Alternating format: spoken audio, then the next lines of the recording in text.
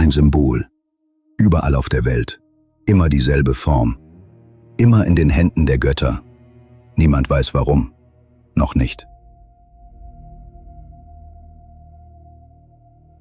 1845. Mosul.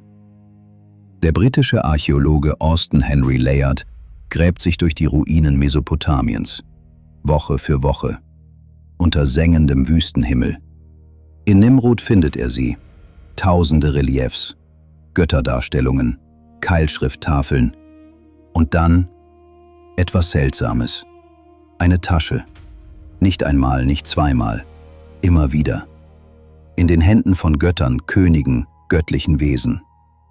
Layard schreibt in sein Tagebuch: Das wiederholte Erscheinen dieser seltsamen, taschenartigen Gegenstände legt nahe, dass sie keine einfachen Alltagsgegenstände sind.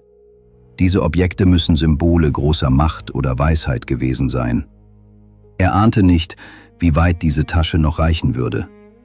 Denn als die Archäologen der folgenden Jahrzehnte die Welt durchkämmten, tauchte sie wieder auf. Bei den Olmeken in Mexiko, in hinduistischen Tempeln Indiens, in Stammesreliefs Indonesiens, bei den Hethitern in Anatolien, bei den Etruskern in Italien und tief in Göbekli Tepe, einem Ort, der 12.000 Jahre alt ist. Immer dieselbe Form, halbkreisförmiger Griff, kantiger Körper, dieselbe Haltung der Hand. Kulturen, die einander nie begegnet sind, Völker, die voneinander nichts wussten. Und doch dieselbe Tasche. Das ist kein Zufall. Und die Frage, die sich daraus ergibt, hat die Archäologie bis heute nicht beantwortet. Natürlich gab es Versuche, es zu erklären. Die einfachste: Es sind Taschen, gewöhnliche Behälter, Samen, Wasser, Früchte, alltägliche Objekte, die eben auch dargestellt wurden. Klingt vernünftig, bis man genauer hinschaut. Götter in diesen Kulturen wurden nicht zufällig mit Gegenständen abgebildet. Jedes Symbol hatte Bedeutung. Jedes Detail war eine Aussage. Und diese Tasche erscheint nicht im Alltag. Sie erscheint in Schöpfungsszenen, in Initiationsritualen, neben dem Lebensbaum, in den heiligsten Darstellungen der jeweiligen Kultur. Einige Forscher vertreten die Ansicht, dass die Form selbst eine Botschaft trägt. Der Halbkreis oben, der Himmel. Der kantige Körper unten, die Erde. Eine mögliche Interpretation: Die Tasche symbolisiert die Verbindung zwischen dem Göttlichen und dem Irdischen. Die Kabbala kennt dasselbe Bild, den Sephirot-Baum, der Himmel und Erde verbindet. Andere mystische Traditionen ebenso. Und dann gibt es jene, die weitergehen. In assyrischen Reliefs steht die Tasche oft neben dem Lebensbaum, einem Objekt, das manche Beobachter an frühe Konzepte der Energieübertragung erinnert. Es gibt Darstellungen weltweit, die moderne Betrachter an Geräte oder Apparate erinnern. Beweise gibt es keine, aber Fragen, viele. Doch keine dieser Theorien erklärt das Entscheidende: Warum dieselbe Tasche? Überall. Gleichzeitig. Die Antwort liegt nicht in der Moderne. Sie liegt in den ältesten Texten der Menschheit. In der mesopotamischen Überlieferung existiert eine Gruppe von Wesen, die Apkallu, die 7 Weisen. Der babylonische Priester Berossus beschreibt sie so: Sie kamen aus dem Meer. Sie lehrten die Menschen Schrift, Wissenschaft, Recht, Architektur, Astronomie. Sie schufen die Grundlagen der Zivilisation in einer Zeit, in der die Menschen wie wilde Tiere lebten. Und sie trugen immer diese Tasche. Immer. Graham Hancock, Historiker und Autor, stellte irgendwann die Frage, die alles veränderte. Was, wenn diese Tasche kein Symbol ist, sondern ein Erkennungszeichen? Wie ein moderner Ausweis. Wie ein freimaurerischer Handschlag. Wer sie trägt, gehört dazu.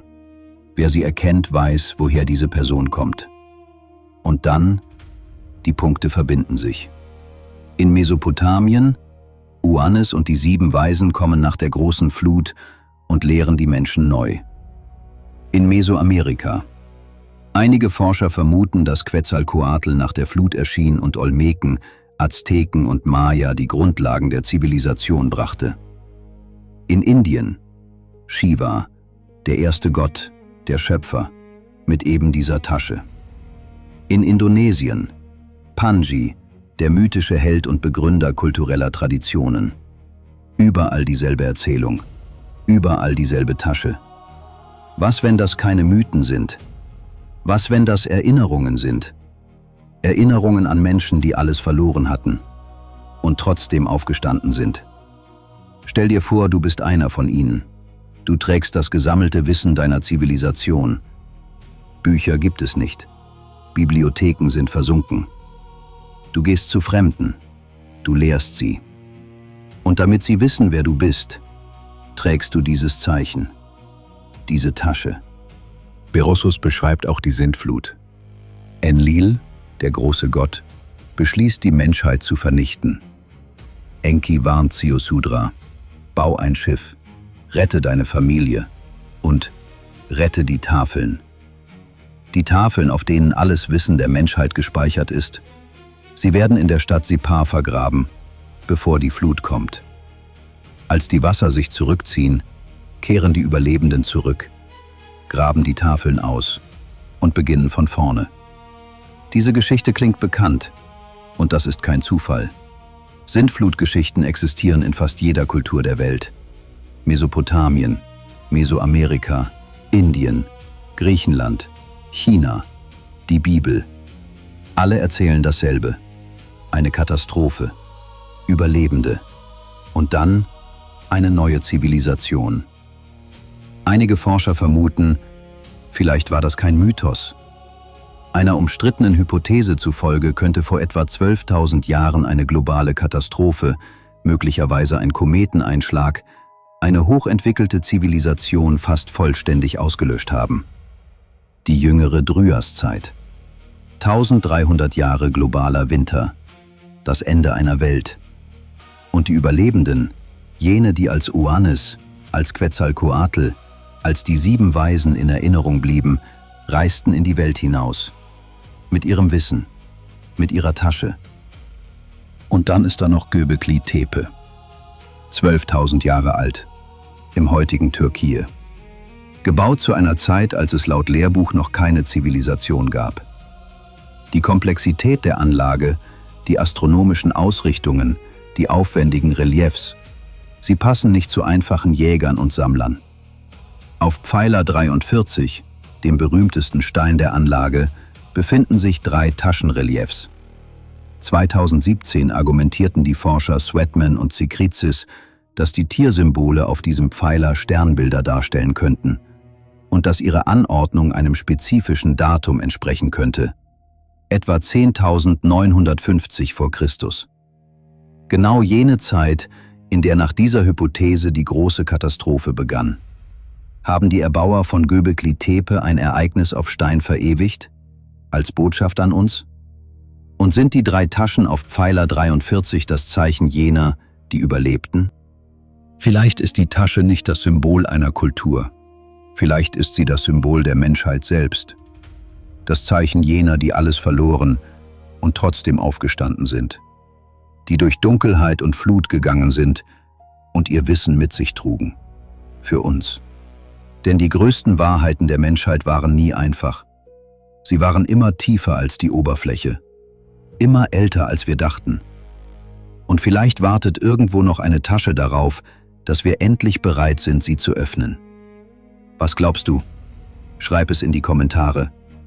Und wenn du tiefer in die Geheimnisse der alten Welt eintauchen möchtest, abonniere den Kanal. Die nächste Reise beginnt bald.